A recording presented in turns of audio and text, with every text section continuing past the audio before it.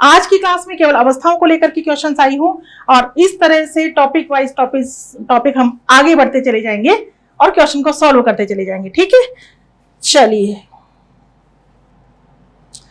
पहला प्रश्न ये रहा आपके सामने, शेषावस्था को जीवन की आधारभूत अवस्था कहा जाता है। शेषावस्था की बात हो रही है, इसे जीवन की आधारभूत अवस्था कहा जाता है। कारण है क्योंकि इसी अवस्था में आगे के विकास की नींव पड़ती है। क्लियर समझ में आ रहा है? शेषावस्था नींव है, आधारभूत अवस्था है, आधारभूत अवस्था है यानी इसी अवस्था में आगे की नींव पड़ती है, तो इसका रीजन समझ में आ रहा है।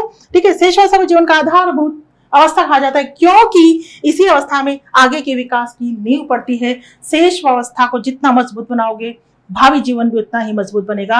अरे बिल्डिंग की नींव जितनी मजबूत होगी आने वाला जीवन भी उतना ही मजबूत होगा। तो दोनों कथन सही हैं और यह भी सही बात है कि आर ए की सही व्याख्या है। क्लियर? चलो कथन है, बाल्यावस्था की बात है। बाल्यावस्था में खेलों का विशेष महत्व होता है। Is true?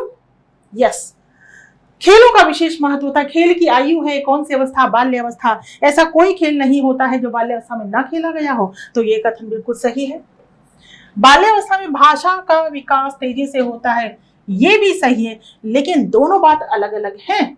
ठीक है, ये बात अलग है और ये बात अलग है, कथन दोनों सही है। ठीक है, कथन दोनों सही है कि खेलों का विकास होता है बाल्यावस्था में, भाषा का विकास क्योंकि बाल्यावस्था में बालक विद्यालय में जाता है, भाषा का तेजी से विकास होता है, नैतिक भावना का विकास होता है, सामाजिक भावना का विकास होता है। दोनों सही, यहाँ हम प्रूव कर जाएंगे कि ए और आर दोनों सही है, पर आर ए की सही व्याख्या नहीं है। दोनों बात अपनी अपनी जगह अलग है। क्लियर? नेक्स्ट, किशोरावस्था।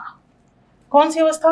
किशोरावस्था को परिवर्तन की अवस्था कहा जाता है। क्या ये बात सही है?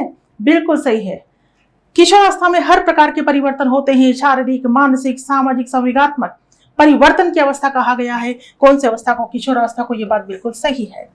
कारण इस अवस्था में शारीरिक, मानसिक, सामाजिक और संवेगात्मक परिवर्तन तीव्र गति से होते हैं। बिल्कुल सही, और व्याख्या भी हो रही है क्योंकि किशोरावस्था को परिवर्तन की अवस्था कहा गया है क्योंकि इस अवस्था में शारीरिक, मानसिक, सामाजिक, संवेगात्मक, ठीक है, संवेगात्मक परिवर्तन तीव्र गति से होते हैं। कहां जाएंगे हम? ए पर जाएंगे।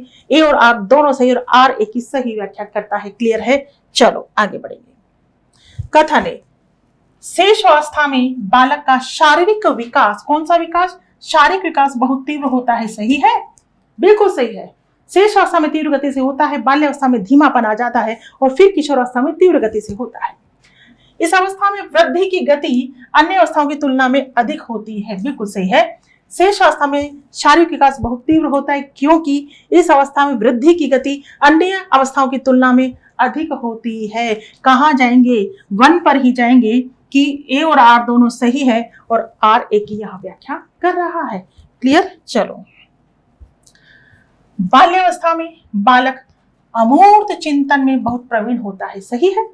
बाल्यावस्था में अमूर्त चिंतन नहीं पाया जाता बेटा, मूर्त चिंतन पाया जाता है। बाल्यावस्था में तार्किक चिंतन प्रारंभ होता है और बालक का चिंतन केवल मूर्त वस्तुओं तक सीमित रहता है, अमूर्त चिंतन नहीं पाया जाता। ये कथन सही नहीं है।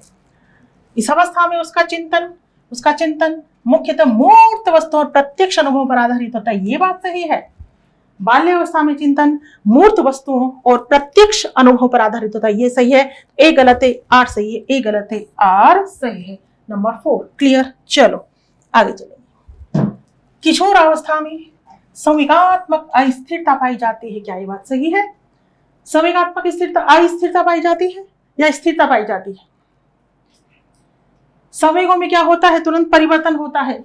संवेगात्मक अस्थिरता पाई जाती है। आपने देखा होगा कई बार हंसते हंसते रोना आ जाता है और कई बार रोते रोते हंसना पड़ता है। संवेगात्मक अस्थिरता पाई जाती है। सही बात है। इस अवस्था में शारीरिक व मानसिक विकास तेजी से होता है। बात ये भी सही है और बात ये भी सही है, लेकिन दोनों बातें अलग अलग है।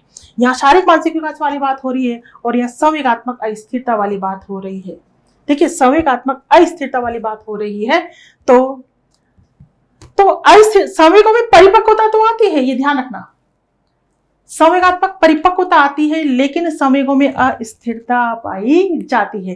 क्लियर, बात ये भी सही है, बात ये भी सही है। आंसर 2 पर जाएंगे। ए और आर दोनों सही, लेकिन आर ए की सही व्याख्या नहीं है। क्लियर, चलिए कथन ए, शेषावस्था में बालक पूर्णतः आत्मनिर्भर होता है। क्या ये बात सही है?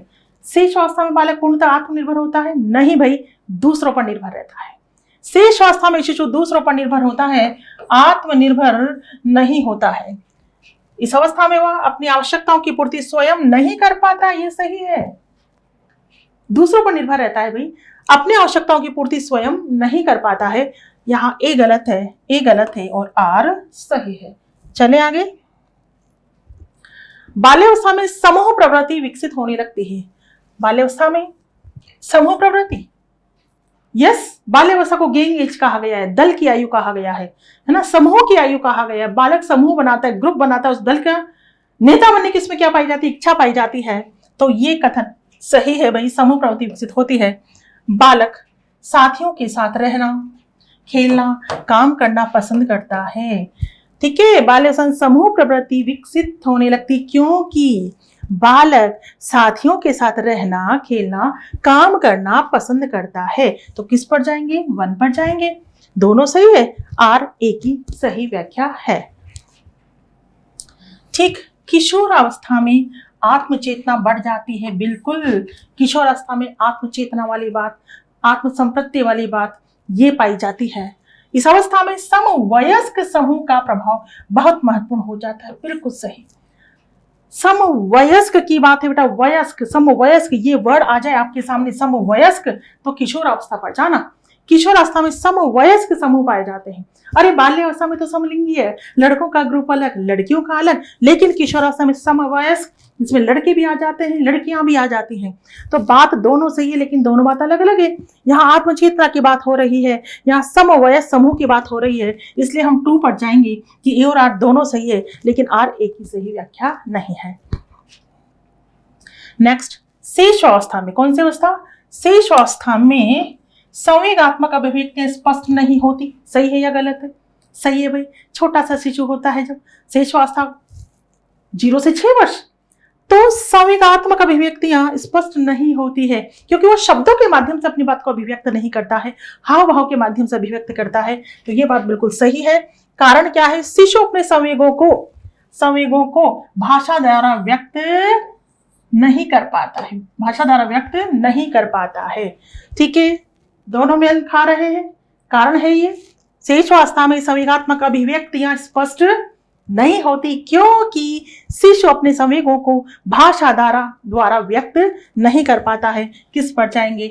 1 पर जाएंगे, क्योंकि आर ए की सही व्याख्या है। दोनों सही है। बाल्यावस्था में नैतिक विकास का आरंभ नहीं होता। बाल्यावस्था में नैतिक विकास का आरंभ नहीं होता, गलत, क्योंकि होता है। बाल्यावस्था में नैतिक विकास का आरंभ हो जाता है, बाल्यावस्था में सामाजिक विकास का आरंभ हो जाता है। तो ये कथन गलत है भाई। बालक सही गलत का प्रारंभिक ज्ञान परिवार और विद्यालय से प्राप्त करता है, ये सही है। ए गलत है, आर सही है। ठीक, आगे चलेंगे। किशोरावस्था में अमूर्त चिंतन का विकास होता है। बिल्कुल सही। किशोर अवस्था को पूरी तरह से तार्किक चिंतन की अवस्था कहा गया है। इस अवस्था में अमूर्त चिंतन होता है। अमूर्त चिंतन यानी कोई चीज सामने नहीं है लेकिन उसी के बारे में सोचना विचारना अमूर्त चिंतन कहलाता है। इस अवस्था में मित्रों का प्रभाव अधिक होता है, ये भी बात सही है। किशोर अवस्था में किशोरों को मित्रों की बात समझ में आती है, मित्र संस्कृति अपनाते हैं, ज्यादा महत्व मित्रों को देते हैं। ठीक, कथन दोनों सही है लेकिन दोनों बात अलग अलग बोल रहे हैं, इसलिए हम 2 पर जाएंगे कि ए और आर दोनों सही है पर आर ए की सही व्याख्या नहीं है। क्लियर। शेष अवस्था में सामाजिक विकास पूर्ण रूप से विकसित हो जाता है। शेष अवस्था में सामाजिक विकास पूर्ण रूप से विकसित हो जाता है, नहीं भाई ये बात सही नहीं है। इस अवस्था में अनुकरण की प्रवृत्ति पाई जाती, ये सही है, ये सही है। शेष अवस्था में अनुकरण पाया जाता है तो ए गलत, आर सही है। क्लियर। आगे चलते हैं। बाल्यावस्था में शिक्षक का प्रभाव कम हो जाता है। बताइए क्या बाल्यावस्था में शिक्षक का प्रभाव कम हो जाता है? नहीं, बाल्यावस्था में ही तो बालक विद्यालय में जाता है और वहां शिक्षक का प्रभाव महत्वपूर्ण होता है बालक के लिए। तो ये कथन गलत है कि शिक्षक का प्रभाव कम हो जाता है, ये चीज गलत है। इस अवस्था में विद्यालय और शिक्षक बालक के व्यवहार तथा आदतों को प्रभावित करते हैं, ये सही है। ये सही है कि विद्यालय और शिक्षक बालक के व्यवहार को प्रभावित करते हैं। कौन सी अवस्था में? बाल्य अवस्था में। तो ए गलत, आर सही है। ठीक है, नेक्स्ट, शेष अवस्था, बाल्यावस्था और किशोरावस्था, तीनों में विकास की गति समान रहती है। क्या तीनों अवस्थाओं में विकास की गति समान रहती है? कतई नहीं, ये कथन गलत है। प्रत्येक अवस्था की विकासात्मक विशेषताएं भिन्न होती हैं, ये कथन बिल्कुल सही है। तो ए गलत है और आर सही है। ठीक है, ये हो गई हमारी अवस्थाएं और नेक्स्ट क्लास में आगे की चर्चा हम करेंगे। Thank you so much.